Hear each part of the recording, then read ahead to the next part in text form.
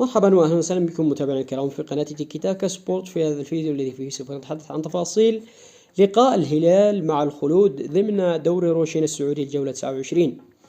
وكان قد لعب الفريقين في الذهاب وانتهت بفوز الهلال 3-1. طبعا هذه المباراة التي تقام ضمن الجولة 29 ستكون موضوع حديثنا في هذا الفيديو، والذي فيه سوف نتحدث عن تفاصيل اللقاء، منه الموعد وأيضا التوقيت في كل دول عربية والقناة الناقلة والمعلق وكل التفاصيل. قبل البدء لا تنسى الصلاة والسلام على رسول الله، ودعم الفيديو بلايك واشترك في القناة وفعل الإشعارات لكي تتواصل بكل جديد، وشاركنا توقعاتك ومن سيفوز في التعليقات. يلتقي الهلال مع الخلود ضمن دوري روشن السعودي الجولة 29، وكان الذهاب قد لعبه الفريقين وانتهى 3-1.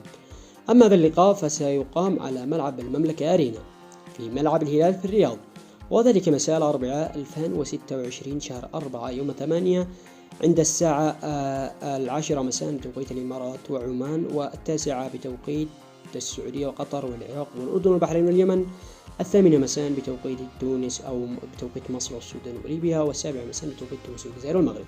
القنوات الناقلة ستكون قنوات 8 وأيضا تطبيق 8، والمعلق سيكون مشاري القرني. نتمنى التوفيق للزعيم ونراكم في الفيديو القادم حول الله وفي أمان الله.